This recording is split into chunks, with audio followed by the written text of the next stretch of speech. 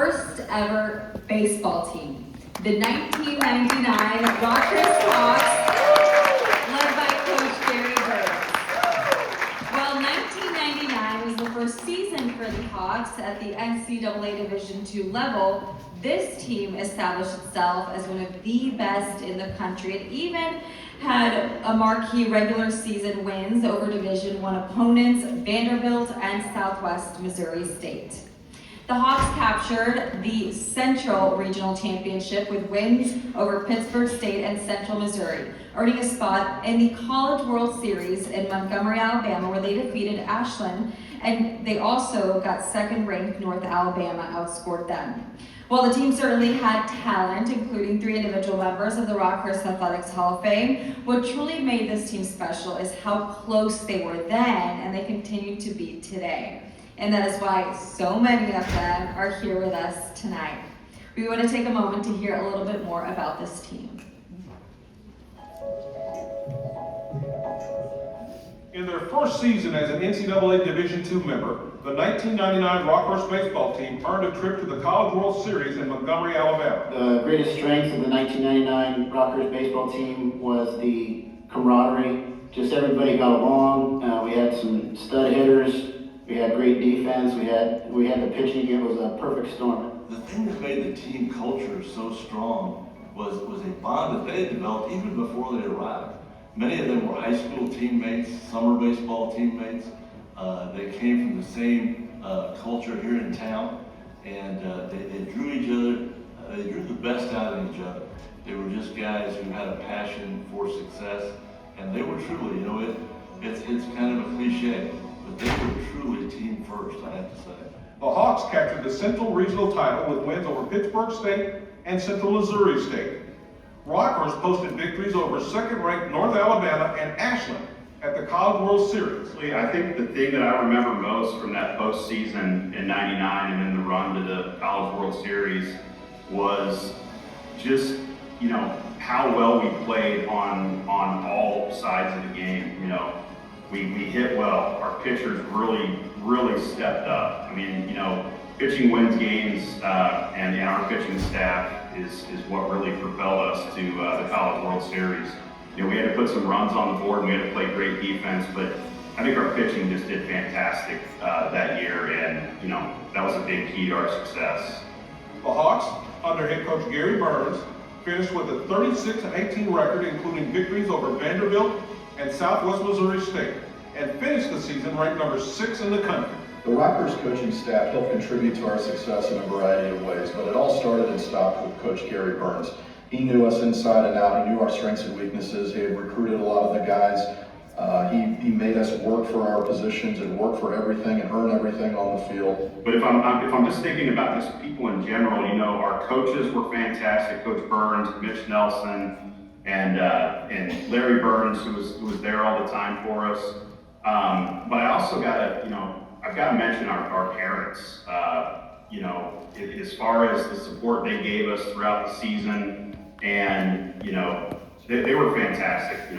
Making it to all the games all year long, and just being there for us players when we needed them. Third baseman Mike Simpson hit 21 homers and drove in 85 runs to earn first-team All-American honors. Simpson, Tim Doherty, and Jonathan Chrysler were named to the Rockhurst Athletics Hall of Fame in 2018. It's nice to be recognized for something that is pretty unique, especially coming from Rockhurst and being the first year in D2 and doing as well as we did, and almost going back to the World Series the next year. But to have that team together and do what we did is pretty unprecedented. Well, any member of this team that's with us tonight knows the thing that I enjoyed most about coaching this team is they had a great success on the field, but a great love and passion off the field. We had so many great times, just a fabulous group of young men.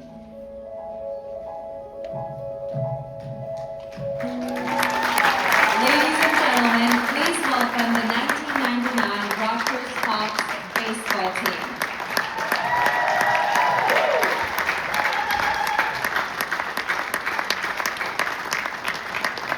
Up on stage, we have Richard Coy, Tim Doherty, Jason Forge, Bill Grimes, Michael Hyatt, Jeff Jessen, Jonathan Kreisa, Josh Lee, Brian Moeller, Brad Nelson, Bruce Nelson, Mike Simpson, Bert Schreiber, Brett Vallot, Brad Willis, Nathan Wright, Assistant Coach Larry Burns, Assistant Coach Mitch Nelson, and Head Coach Gary Burns. We want to give a big congratulations to the 1999 Rockhurst Hawks.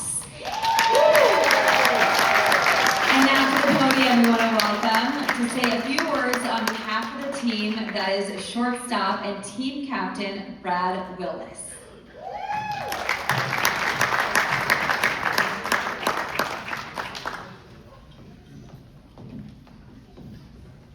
Wow, what an honor. These guys have probably been wondering for the last 24 hours exactly what I was going to say.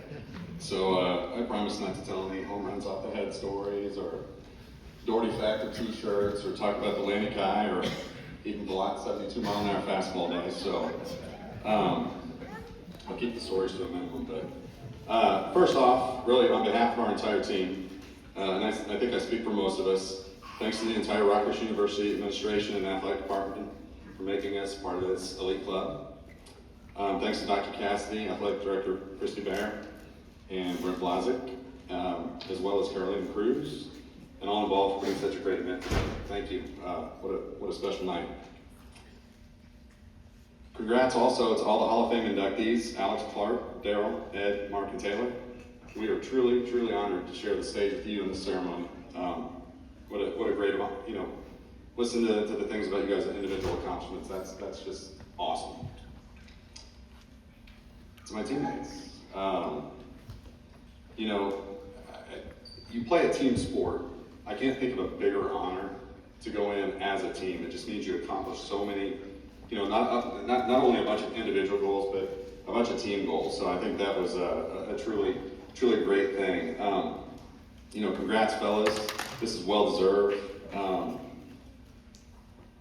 You think about when you're doing something in the moment, and you're not really thinking about the magnitude of it.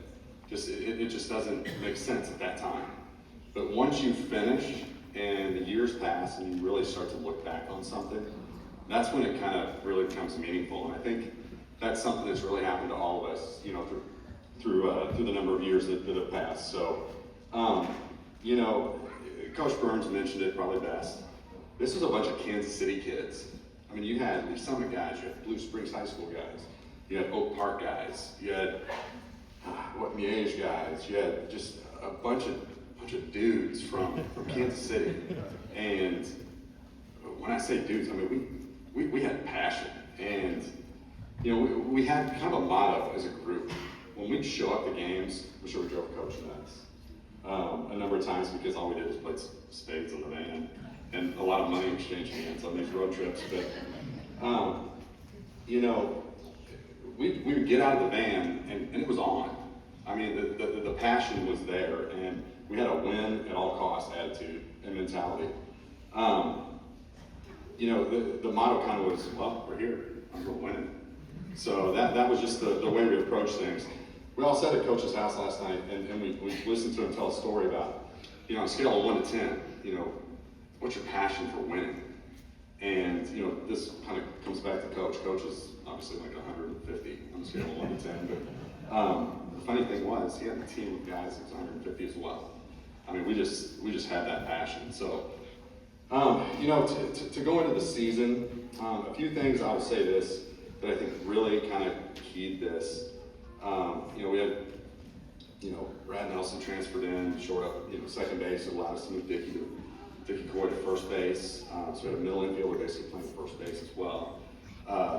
Mike Simpson, technically a year ahead of us, came back as a senior with the rest of us that year, but had dual shoulder surgery and ended up being a senior with all of us. That was key.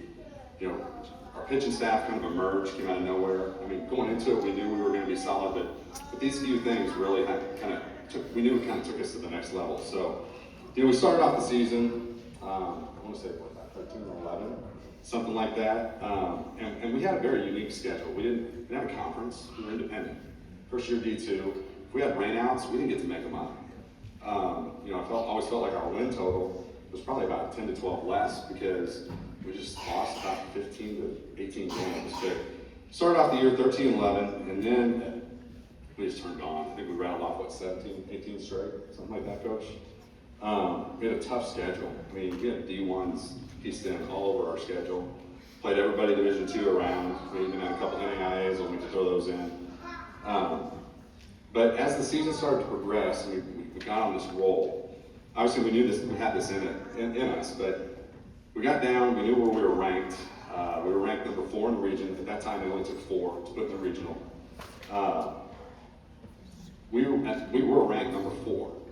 There were 3 automatic berths that were ahead of us, so we knew we weren't getting those. We had to take the 4th spot. And we had 2 3-game series left. We were going to Wayne State, Nebraska for 3 games, and then we were going to University of Iowa, Division I, for 3 games. Going into Wayne State, we were actually ranked number 4. They were ranked number 5. We knew we had to take 2 or 3. Funny thing was, we went up there and we did it. Took 2 out of 3 from those guys. And I can remember we were having a captain's meeting in Coach's office. And if you know Coach will play anybody, anytime, anywhere. Didn't matter. Yankees called, boys, we're on. And get your uniform, let's go. And the expectation was we're going to go win, and that was our expectation too. But we're sitting in his office, and I got to say, it was the first time I saw Coach kind of, I don't know if this University of Iowa trip is really good for us. So Mike Simpson, Tim Doherty, Coach, and I, we sat and we decided, you know what, screw it, let's go. You know, we'll go take care of business. Well, lo and behold, we go up there, a couple things happen. We drop all 3 games, 3-2, 2-1, 5-4. And our starting right fielder, our 5-hitter, Nathan Wright, tears his hamstring. I can remember getting back in the vans at home. Coach Burns looks over at me and goes, well, this wasn't a very good idea. Maybe not, but you know what? We'll see how the cards play out. So, great thing is somehow we did get in. Our strength of schedule took us in as the 4 seed. So we hit the regional down at Central Missouri. So we draw the Monster first, University of Central Missouri. I think we go out and beat them, 8-1. Took care of business with them. We drew Pitt State. We beat them extra innings, I think, 5-4.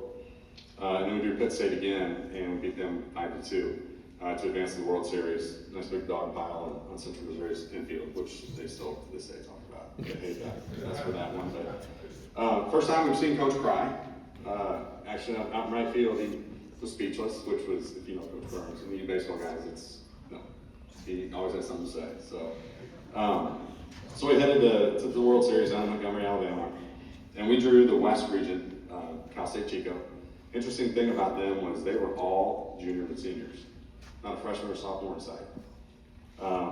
They ended up taking us down, I think, 9-4 or something like that. So of course, we're shooting to the loser bracket. We drew Ashland, Ohio, the D2 pitcher of the year, going up against us on day 2 down there, and we absolutely lit him up. Put up 18, I think we won 18-7, something like that. And then we drew number 2, North Alabama. The next day, I think we beat them, 4-3 guys, I think it was. So, lo and behold, guess who that brings us back to? Cal State Chico. We would have had to beat them twice to advance the national championship game, and I think they took us down 5-2 that day. But all in all, great showing. I mean, truth be told, first year D2. Maybe a lot of people didn't expect that, but we did. Coach did. We knew we had that in us. So it was a hell of a ride. It was a lot of fun. I can speak for everybody that was probably some of the best moments of my life, and I'm sure these guys are probably exactly say the same thing. So the other thing, Tim mentioned it on the video. God, we had a great group of parents behind us. Nobody rooted against somebody because their kid wasn't playing. It was all for one for all, and it was just the parents, behind us doing all that stuff. And hell, I joke with my dad. I think he had more fun about my college experience than I did. And I had a lot of fun. So they had a heck of a ride with us too. To wrap this up, Coach, Mitch, Larry, thank you. We are Coach's kids. And if you know this man, this is one of the best human beings I've ever met. From the bottom of my heart, that I can't say enough. I speak for everybody. You gave us all the opportunity and let us run with it. You were a player's coach, not a yeller, not a screamer, just a 100% player's coach. Obey the laws of the land, boys. So always remember that. So thank you. We had your personality, and I think in a team sport, when you talk about a team identity, and you talk about certain things, Coach mentioned the word passion. We had it. He had it. And we adopted it, and we ran with it. So when the perfect storm comes together, you take that opportunity and you try and go as far as you can with it. And at the very end, yeah, we didn't reach the ultimate goal, but man, we were that close. We were that close to it. So, Coach, thank you from all of us. We are appreciative. We love coming back. We love seeing you.